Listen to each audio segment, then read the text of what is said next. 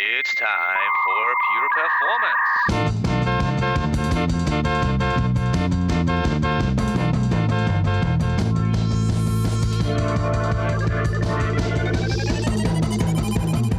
Get your stopwatches ready. It's time for Pure Performance with Andy Grabner and Brian Wilson.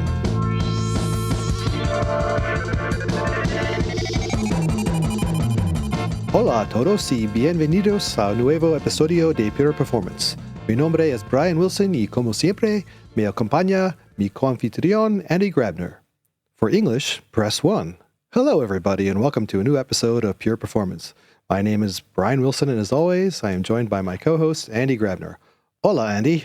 Oh, hola Brian. I'm completely amazed. So did you, how many practice sessions with Duolingo or whatever app you use have you taken? That was just Google Translate and probably about 2 weeks now. About 15 minutes. I just kept saying it over and over to make sure I can get it. So, but it means that you pressed 1, so we're in English now. If I press 2, we're back in Espanol? Sí, pero el episodio muy short. So I'm still very happy that we started in Spanish. Hopefully we didn't lose a lot of people that were thinking they have clicked on the wrong link. I'm listening in America. I want English. Exactly. But now the question is, why probably everybody's asking, what is wrong with those? Are they local or why are they speaking in Spanish? Do you think it has anything to do with our guest today? It can't. There can be no reason it has to do. I don't understand the connection you would be making there, Andy. Yeah, no? No, What? I don't think so. I was just feeling feisty, so. Okay, good. Well then, thank you for listening in. That was the show. It was a little shorter than expected. But, I told you, we short. Exactly. Okay, now, let's go to business. Leandro. Yes. Hola, amigos. Hola. Yeah, Hola. very happy to be here. Hola, indeed. And yes, very local here. And very pleased, very happy to be joining. Hola a todos en español. And hello to everyone that is hearing in English. Let's keep it pressed in 1 for English for now. But later we can say adios or some other goofy things and have some more fun. Pero creo es tu primera vez en Pure Performance, ¿correcto? Sí. See, so it's the first time for you in Pure Performance, hopefully not the last. I didn't practice this. So this And we just didn't came say, you out. just said Leandro. So let's say who Leandro is. Like Leandro Melendez, right? Señor Performo. Because people still like Leandro. Who the heck is this guy? Who is that? Who's Yeah, Leo? Is this Leandro did he- DiCaprio? That's something that I have still to go like, I am Iron Man. No, I'm Señor Performo. And because believe it or not, at the beginning, some people did not link this face and name with Señor Performo. So I had some conferences where I was near the person that I was tweeting to and like, you're Señor Performo? That's also why I have the mustache and everything that makes more recognizable. It's good that you mentioned and pointed your face while recording a podcast because nobody will see it. But we took a picture early on. We'll use it on social media. But fair point. Can you quickly introduce yourself for those folks that have kind of followed what we've been doing over the years and still haven't stumbled across your name? Well, as we mentioned, I am Leandro Melendez, also known in the internet and some testing conferences and videos as Senor Performo. I am an IT engineer, a performance tester, have been for the last 20 years, a little bit over that. I like to blog about testing, performance, IT. I have a blog. I collaborate with the PerfBytes team with PerfBytes en Español. That's why you were listening to so much Español. Sí, muy bueno. And as well, I have a couple of YouTube channels where I generate content about performance testing and in English and in Spanish as well. I do some conferences, some talks here and there, and some other things that I am going to be introducing soon. Exactly. Yeah. And we want to make sure that we definitely post the links to our summary because I know we have a lot of listeners that probably prefer maybe Spanish as it is their first language. So that's great to know that, Leandro, you are providing content for performance engineers in Spanish. So very much appreciated that you contribute to the community, like we all do when you do it in Spanish. And I remember now, this is not the first time Leandro's been on Pure Performance, because in Perform, the last Perform we had, he co-hosted a few episodes in Espanol. That's true. That was our first Pure Performance Espanol. Very good. And Leandro, obviously, we know each other from PerfBytes as well. I used to do Ask PerfBytes, and you were a guest of mine many times, so always appreciated that. So what brings you? Why do we have you on the show today? Even like, what the heck? Well, why are we talking? Why are we talking to you? Aren't you a competitor or something? No, there's no competition in performance. I know. No, I don't think so. Well, I have some news and some things that I have been working on for some years now, and I am super excited to come and try to talk about and get some interest around a book. I wrote a book about performance testing, specifically load testing, and I depending on my publisher, how fast he gets to work that out, it's already ready to be on your favorite. On the New York Times bestseller list, number 1. I really hope so. No, on the Testing Times bestseller list, hopefully. I don't know. It'll be on Amazon. So we are planning to put it in the Amazon platform pretty soon. We will do pre-orders, and we're going to be selling the book titled The Hitchhiking Guide to Load Testing Projects, which is a fun guide, a fun way of explaining all the topics, all the steps, all the levels, if I may say, on how you should do a load testing project. Awesome. And so at the time of this release, it may or may not be up there, but if not, I guess people should just keep checking on Amazon, but also I imagine there'll be an announcement on the PerfBytes website. So check that, perfbytes.com. They'll make an announcement when that's going to be up there. Awesome. All right. Well, thanks for being on the show. It's twice now already. Thank you very much. Exactly. No, in all seriousness, so Leandro, I'm not sure, was very pleased when you sent me your initial draft and asked for feedback. Was happy to contribute. Hopefully, it helped the final version of the book. What I would be interested in is, I mean, you said you've been doing load testing for 20 years, or at least we have been in the space for 20 years. Brian and I, we've also been in the space for many, many years. We've been talking about performance engineering for a long, long time. And I think since I figured out how to write blog posts and maybe get something out on YouTube, we also started to educate people on the practices. Why did you still write a book? Why do you think there's still a need for a book like this? And then also, why do you think people should buy and look at your book? What's special about it? And who is the target audience?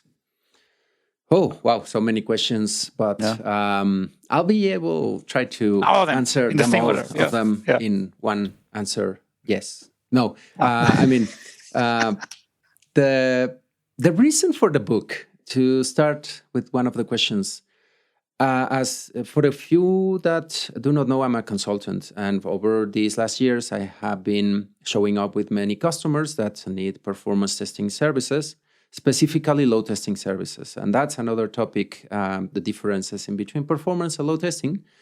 But often a situation that I walked into was to have to talk to management, have to talk even to testing teams about what we were about to do. Why did I needed to do some things? There were several technicalities. There were several C-level people that I had to explain what we were about to do. And I kept losing them, falling asleep, watching out over the window in the meeting room and waiting for the recess to start and be able to run out of there. And I had to come up with creative ways to engage the audience. Like, how can I explain it to someone that has never truly thought about systems performance? And I started to come up with examples and very, I was like a director. What how can I engage them? Hey, do you have a dog? Do you like puppies? Most of the people answer yes. So from there, I started to generate some fun examples, analogies, stories that would help me to explain to them what we were about to do. And from those examples, generally they were excited and like, finally, I got it. I know what you're going to do. And I got several times that aha moment. But several times, I had to repeat the same story several times till I said, like, why don't I write this up on one hand for people that are not in the trade and want to more or less understand what is going to happen. And at the same time, to give my coworkers that some may not be so creative with weird examples or relatable things that can be explained, or even for themselves to understand. I have found several colleagues that internally I wonder, like, do you really understand why we have to do this or that way? So that everyone can get a better approach. So I would say people foreign to the trade would have a blast reading the book, and people starting in the performance testing world would get a good understanding, some ideas, best practices. That's another one. And for seasoned performers, at least they will have fun. They will have some ways or examples to explain the trade. And hopefully, if they have some gaps, they will be able to identify them, polish them, and figure out some of the best practices. So, yeah, I was just looking up the email that I wrote to you on, it was April 3rd, when I had this first chance to read through half of the book. And I want to confirm what you said, because I said it's a great enter and edu-taining read. Because it was really, as you said, you made it fun to read, the way you drafted it, the stories, the analogies. So I can really recommend, once it's out for everyone, check it out. I also agree with you. It's great for people that are kind of new to the trade and want to understand, why do we do all this? How do we do it? What's the purpose of it? And hopefully also for some of the seasoned ones, encourage them to also maybe, get into the mood of trying to educate people with what they have learned over the years, right? Hopefully you can also inspire more people to talk about their experiences. Yeah, I remember too, as you were describing it, I remember it made me think about something, and I'm like, oh, that's right. That was part of my feedback to you, was that, I think a lot of people who go into performance get tossed into it, right? I had some training, I got taught by someone way back. Thanks, Maria. I know you're not in the business anymore, but thank you. But I was learning how to script, right? And then I was on my own. And every time I went to a job, I was like, oh, who else is the load testing here? Who do I talk to? Who do I coordinate with? Who do I learn from? They're like, you. I was like, so I had to figure it all out. And as I was reading your book, I'm like, holy cow, if I had this when I started, it would have been a whole different world. At one point I met Mark Tomlinson, and he gave me some pointers and tips and helped guide me a little bit. But it's always been, and I don't know if it's still that way.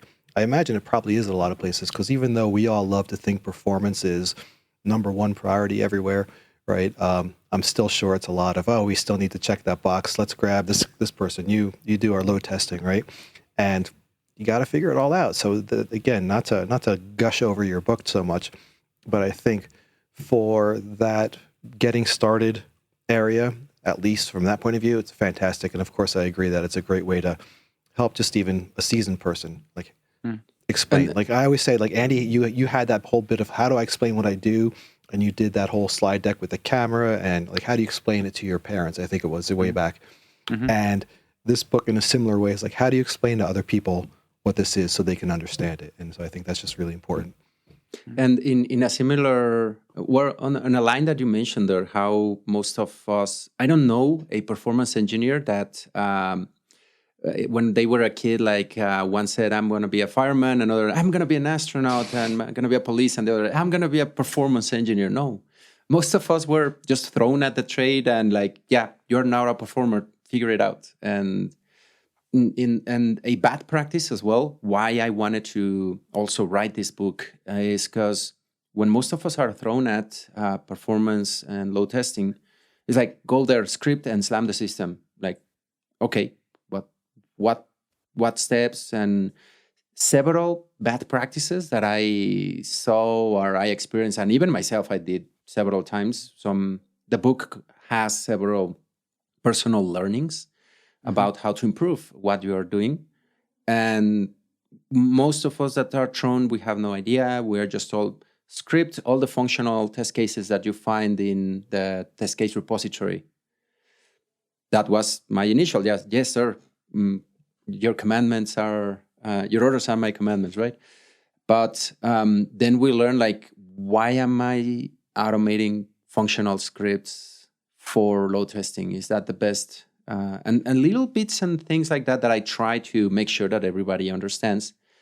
And again, even seasoned engineers I have found still doing that after several years. So I think the whole topic of reusing functional tests, I think is actually something where we probably can get into controversial arguments, the two of us, because I think I replied to you in the email and said, we actually just had a couple of weeks prior to me reviewing the book, we had Roman Ferstel from Triscon also on the podcast, and he was actually talking and explaining how they found a way to kind of generate out of functional tests fully automatically some load tests and then running them. And I understand that we all have different backgrounds and different approaches to it, but I could see that this can be a controversial thing in your book. At least it inspired me to tell you that maybe some other people think differently, and that's also good, right? Because a book like this should also it's your experience, and it should spur some conversation. No, and it's something where I give some explanations about that, because I think, functional tests, functional automations are very useful for performance in general, but probably I would do it differently if I'm doing the big and wide load tests, where if I don't have other route, well, that is the automations that I have. But as an example, as a synthetic continuous triggering, I love to have those functional tests to be happening here and there, and that we can get the metrics. But that's also part of the distinction that I try to do with the book. This is for load tests. And for the whole universe that is performance, I like to call it assurance, because you're not only doing testing, you're figuring out things, you're trying to polish, you're alerting, capturing events, all that we do in the general performance trade. But for load tests, in general, we want to trigger the process that is most important and generate the load. And it depends as well on the scenario. I'm with you.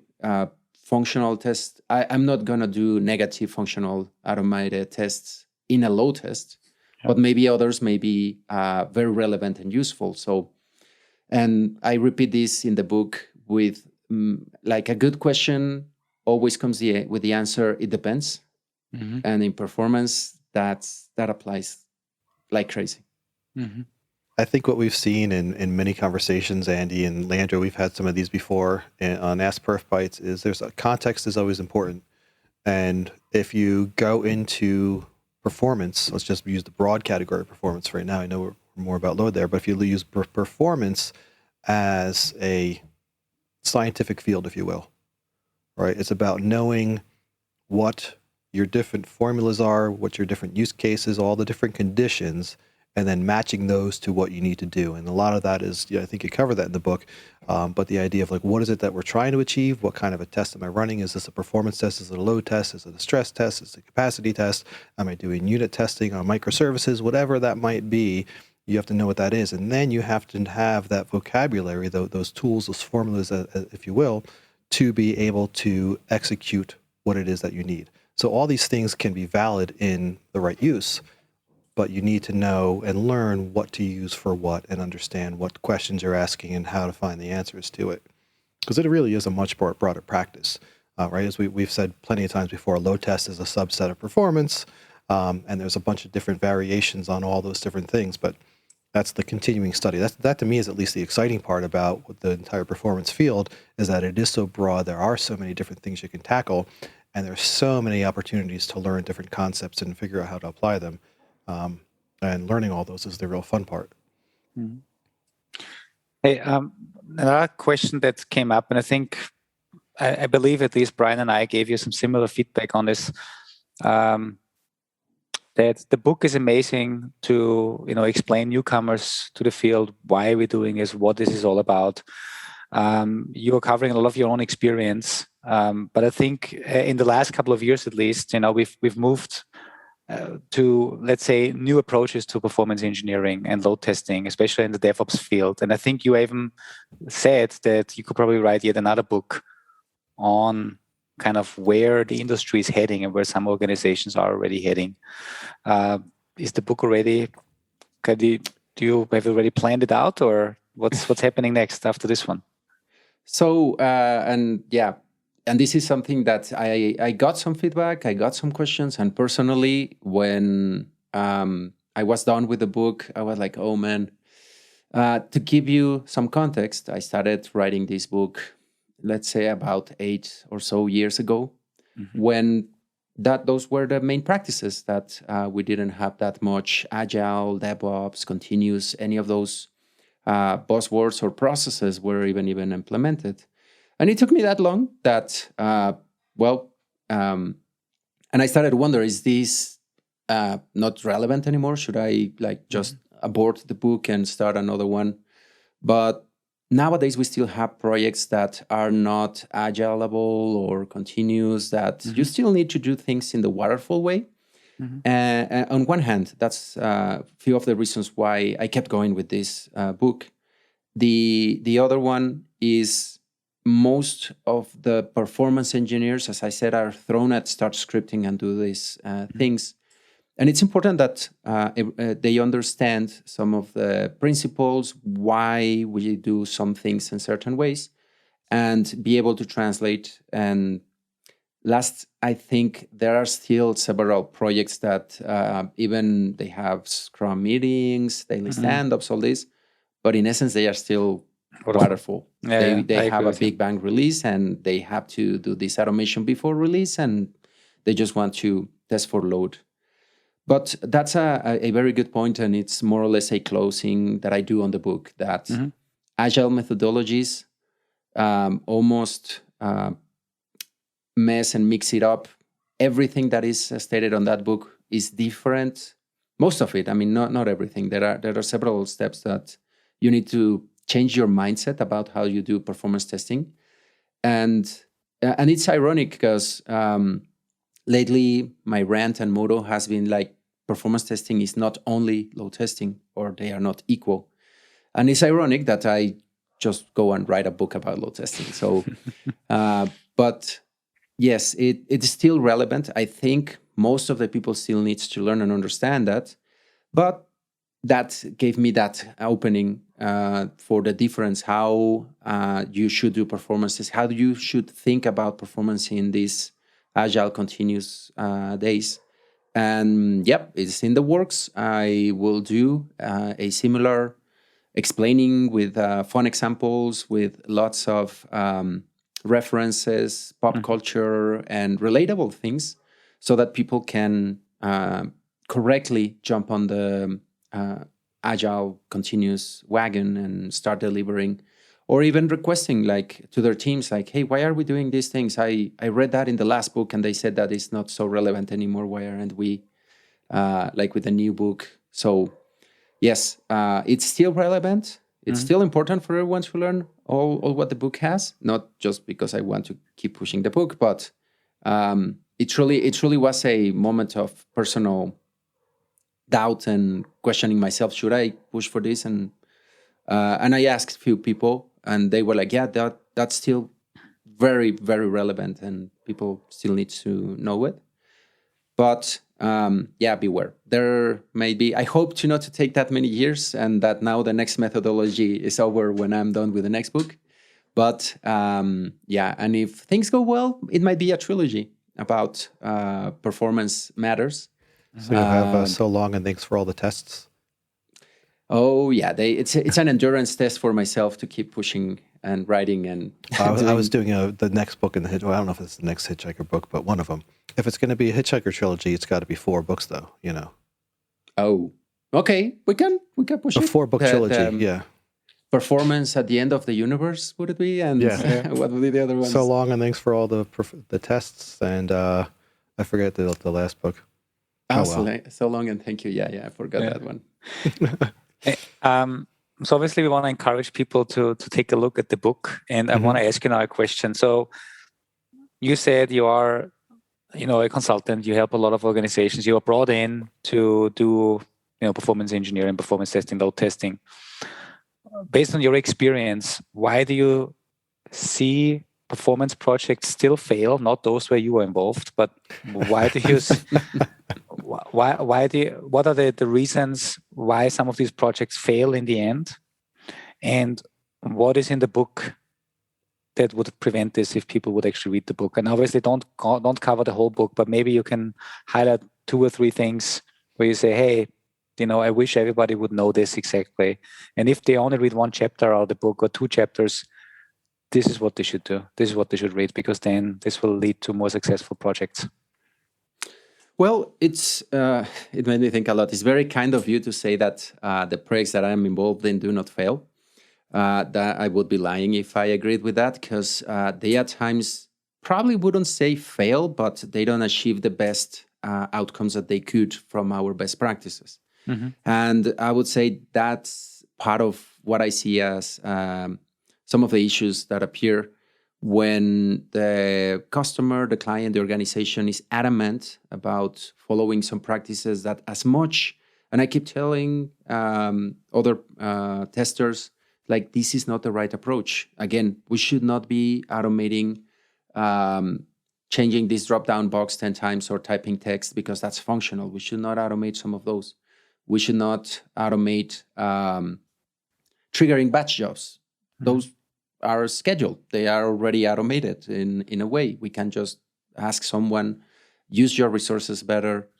And some of those practices, I try to clarify and recommend, again, not only a manager, a C-level person, but the consultant to be able to say, hey, here's an example of why this is not the best practice, why this will not give you the best outcome, or will not provide any performance-related benefit to you. You are just testing, to quote a real-life example, you just want to have 5 billion users connected to the system, even as in reality you have 10. Why? Because there are 10 billion registered, but they are not active. They are not inside of the system. Why do you want to simulate that? You are not even making them do anything. And some other weird requests that we keep getting as from the customers. And I think that will give a lot of added value, because the customers that we manage to convince, to show why and what is the benefit of doing things the way that we recommend, or in general, that I would say is the best practice, will give them more benefit, more findings. Risk mitigation in the end is what we are trying to do. When they understand it, apply it, and see the results, see that we detected lots of things that, and to ring for what you guys are doing as well. When you understand that it's not everything automation and slamming the system, if you implement a good monitoring system, and if you get metrics from organics, if you get all this information, performance is not about only automating and slamming the system. And there's an area where I explain, like, hey, step 1, monitor. If you can put an APM, if you can put some tracing, telemetry, things that when you are doing other testing steps, functional, manual, even unit could be, you can get some of those metrics, and testing is different. So I think from experience and from what we see with organizations, ignorance and being adamant to, let's say, given ways of thinking or outdated processes or practices, I think is what is hurting a lot organizations, and what is making performance testing projects, if not to fail, probably, or I would better say, they don't get the best results that they could get from their efforts. And really, and most of the time with those customers, it's like, really, you don't want to do it that way. Really, this is the 5th time I explained to you, but in the end, you're the customer. You're paying for the service that we need to provide. Do you really want it? Put it on writing. CYA for me. You requested this, and we point out the risks. why you are not going to get the best results in this way, why we think. And here are the risks that you may still encounter. And I would say 9 out of 10 times that happens. And on a bright side, because we did all that due diligence, we get more business back. So, but I would say, and that's a big thing that I try to achieve with the book, that people understand and attach to best practices and get the best benefits from their testing efforts. I will not quote you on that, but I think I wrote this down for my summary. Ignorance and outdated thinking are the 9 out of 10 reasons why load testing projects don't give you the results that you expect. Right? I mean, that's a very strong argument, and I think it's a very good one and a good reason for people buying a book. I don't mind being quoted with that. Yeah, it's good. Yeah, I stand by it. Yeah, that's perfect. So can you just quickly, the projects that you do, are these like a range of like very small companies to large enterprises, or is it typically large enterprises that bring you in, or how does that work in your line of work? So, well, and again, it has been several, well, we can say decade. On this, we have gone from small, not too small, but medium small companies to S&P 500 size companies that have massive systems, massive people interacting. I could say one of the largest ones that I remember and had the most fun online video game that we had like 500,000 players playing against each other on a platform. Automations that had to have some, not AI, I would say, but some sort of intelligence that would play well against each other. And even systems that are homemade, that you have to figure out ways. So we get experience of all sort of customers and all sort of the ones that are like, yeah, this is waterfall. We need your process like that. We are, and I was about to do it. It's a podcast, quote unquote, agile or continuous, where we can tell them you are not yet, and here is why this process should change. And even some others that, as I mentioned earlier, they may be getting close to truly being agile and continuous, but they request us a waterfall performance test that we just want to know the response time from our system. Well, don't you have the metrics already? No, we need scripts for that. And sometimes my bosses are like, don't tell them. You don't need scripts for that. We don't need to create them. We can help you. We can configure a good APM, give you some metrics, some dashboards, alerting, so that you're aware of your performance. But, and you don't even have high utilization, too many customer users, and you'll be fine with just monitoring. You'll be fine implementing telemetry in the dev environment so that you know at the dev stage, and many other recommendations. But yeah, we go from projects from tiny till several thousands of users concurrently playing with the system. How often do you test in production? Depending on what type of test are you referring? Because my impulse is not as much as I would like to. Many users are still hooked up with that stigma that, oh no, you shall not touch production. You shall not pass over here. And many others are having those differences or misunderstandings. The times that I have been given pass to test in production is because there's no test environment that is sized similar to production where they can do a test. But they don't need a capacity test. They don't need a load test or a stress test. They just want to know the performance and to be accurate-ish, I would say. And that's another one where I'm like, you are not concerned. You just want to measure response time under not even a stressful load or a production load. You can use here your test environment. You just need to capture the problem areas. You need to filter out. But and in the other hand, in production environments, I would like to do some load tests on most of those environments. And many of others, I highly recommend to the customer, hey, you have a decent, blue-green process. Why don't you, instead of asking me, and again, some of my bosses, is like, hey, that was, no, I wouldn't say good business, that was business. But I'm like, that's not the best practice. The best practice, like, make your users do the testing. Release one version, have a parallel production environment, measure that, do the performance and load test. Because that's, I think that's another urban legend that is not true anymore. Load testing doesn't necessarily has to be automated anymore. You can have beta testing groups. You can have, what was the name of canaries? You can. So basically what you mean, you don't need a testing tool to generate synthetic load. You can, in some cases already, if the architecture allows it, use real user traffic to do your performance testing and load testing. Yeah. Yeah, most of the times, and some of those recommendations with some customers, when we come up and tell them that, they're like, "What?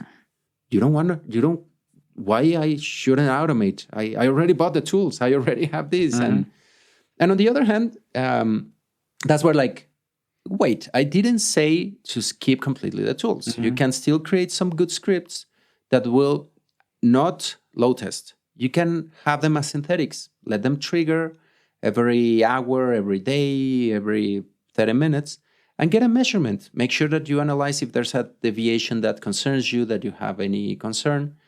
Lots of these shifting right methodologies for performance, which as well is part of the trilogy, or I don't know, quadrilogy, how to say it, that I'm planning or thinking on doing, because many of those, I don't know how to segment, and that's a good point.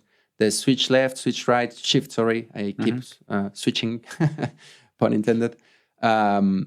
Those terms, it's important, it's part of the new and recent methodologies, and is something that many organizations need to loosen up, get rid of the fear, and because on most situations, don't take it and run it and say that I said this. If you don't have good release practices, probably you should not be testing in production. But most of the time, if you did your due diligence, please start doing it. Yeah, besides just the general user traffic in production, as we were discussing a few episodes ago, who was it, Andy, who was talking about you're not load testing unless you're testing in production? Hasse Welstra. He was basically saying shift left is a lie. Yeah, we came out to the idea that there's shift left cases, which is more performance based. Load is a bit more production based. But to your point, you can have your real user productions, but when you have those tools, you can use that then in your production environment to test above your current traffic levels. Like, what's your capacity? What can you ramp up to? If you're going to have a sale or whatever, and you're going to add 20% users, well, that's where you do that. But having your base users in the system at the time is phenomenal.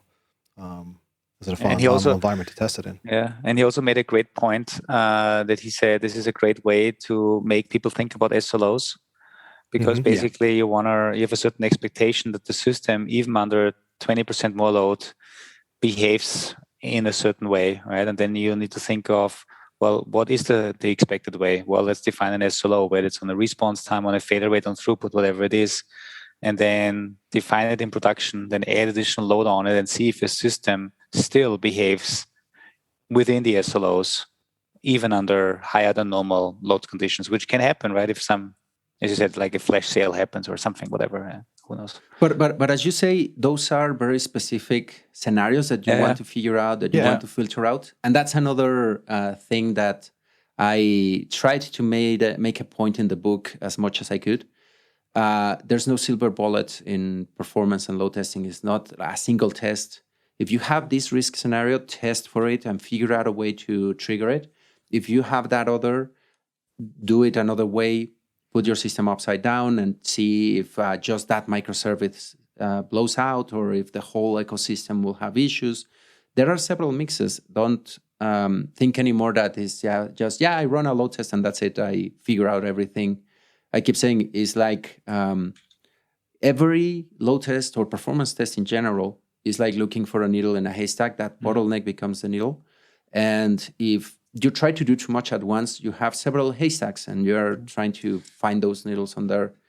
And keeping a little bit with those analogies, the performance testing area, the whole universe of performance testing is like medicine. But for you to be healthy, you don't just go with the dermatologist, to give an example.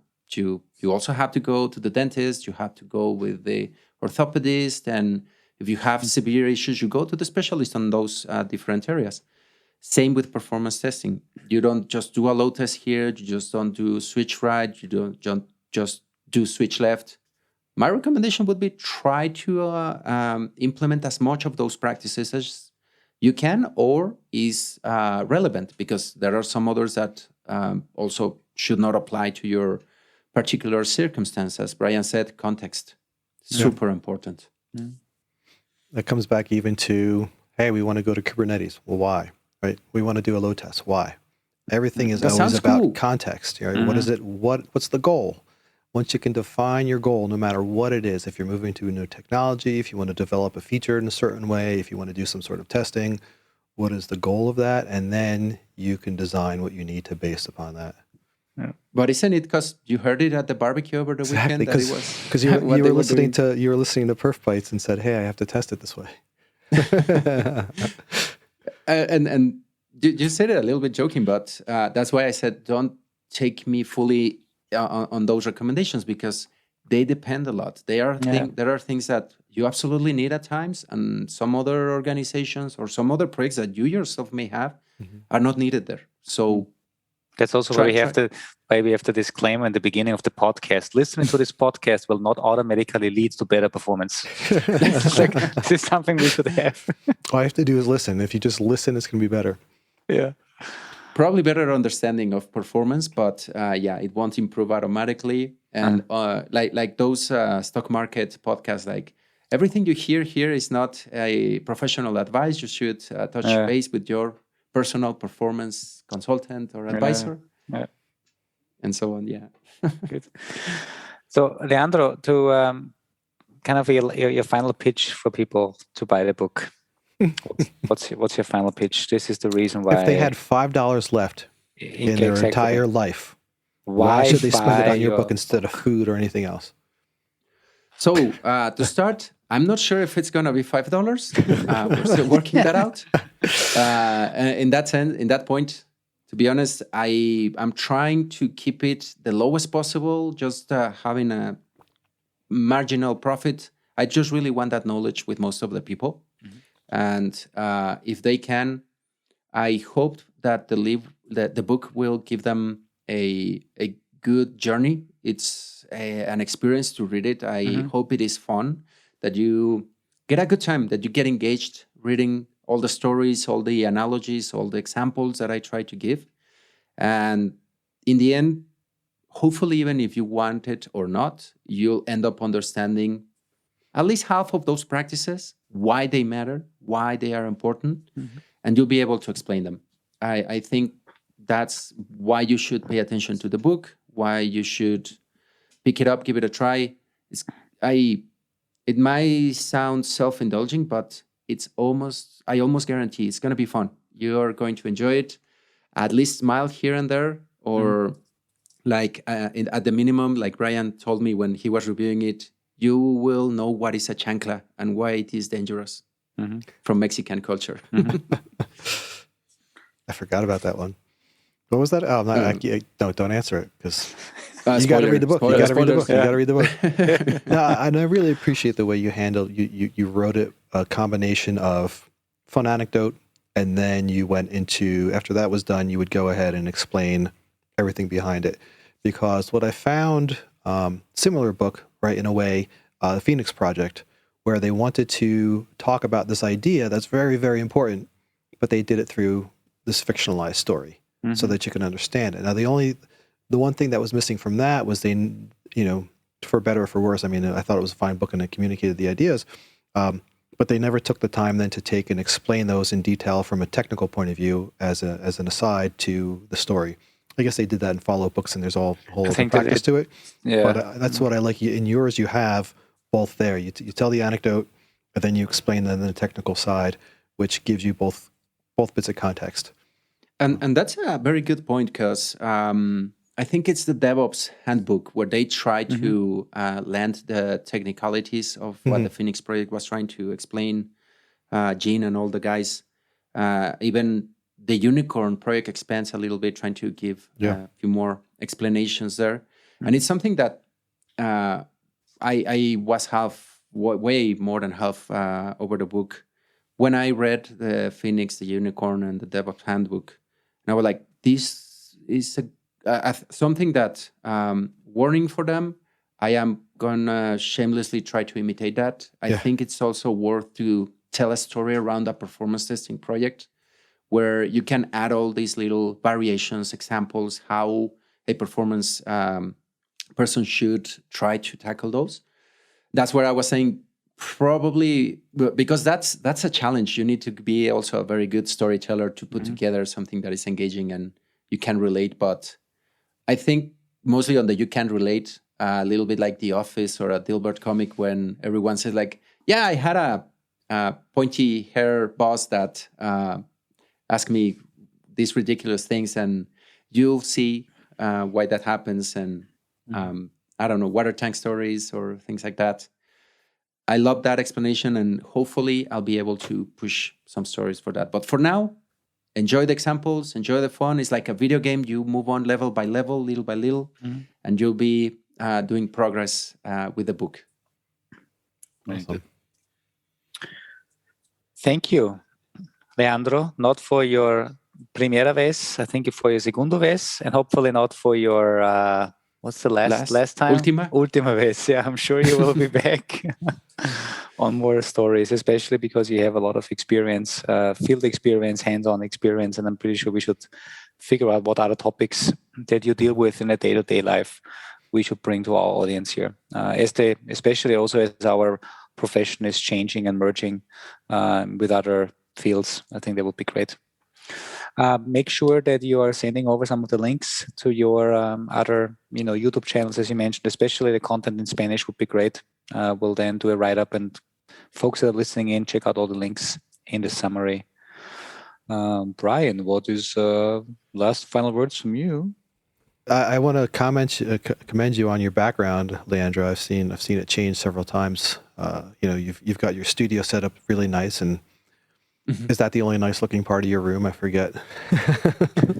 I remember sometimes there'd be the pan and there's all the other gear and the equipment and all. It's very studio. So for people, and I bring this up because people who should check out Leandro on YouTube, because he does a really phenomenal video production. When he does it, it's really inspiring. And in fact, I've got my old DSLR camera hooked up here with a bad frontal light, so I have a shiny face, which I'm looking at Leandro. I'm like, he's probably got side lights. Anyhow, this is completely off topic, but you'll see it all in the picture if you look at the picture that we post with this. Anyway, thank you for being on. I did not practice a wrap up in Espanol, so I'll just have to do it. I'm going to press. We'll keep pressing one for English, and say thank you. If anybody has any questions, comments, please contact us at pure_dt@dynatrace.com, or you can tweet us at. It's pure_DT at Twitter, or pureperformance@dynatrace.com for email. See, I messed that up, Andy. Andy's going to beat me later for that. Thank you so much, Leandro. It's been a pleasure. I haven't talked to you in a while, so it's great to talk to you a while. Wish you the best of luck with the book, and hopefully it'll be out soon. If not, I know who to pester. In fact, should we give out their email and tell everyone to get the book out? Let's dox them. Let's dox them and tell them to... Yeah, for now we have and this is a small announcement. It's going to be published through PerfBytes Press, and we're going to have an email for any question, comments related to the book. But in the meantime, anyone can find me on all the social networks as Leandro Melendez or as Señor Performo. Specifically, as you mentioned, in YouTube there are two channels. One that ends up in ENG for English, and no post something is Spanish. As you mentioned, we're trying to keep up the video production, make everything sound, look, and especially the content to be fun, engaging, and happy, as I hope the book will be. So, guys, thank you very much. Congratulations. Muchas gracias. Los quiero. Besos. Adiós. Adios. Adiós. Gracias. Muchas gracias.